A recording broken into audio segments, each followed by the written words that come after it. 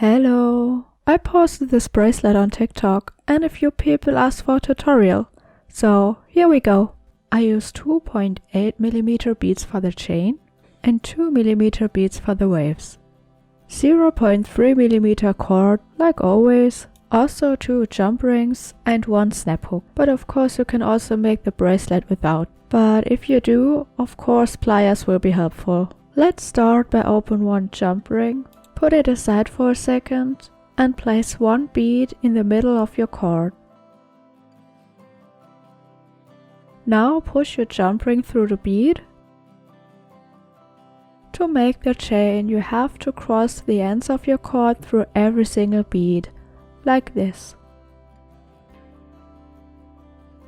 Once your bracelet is long enough, attach your second jump ring to the last bead.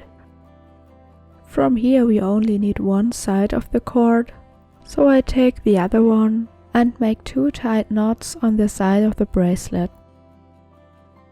I seal it with clear nail polish and cut the rest off. Now you can start adding beads and pull your cord through the beads on the chain.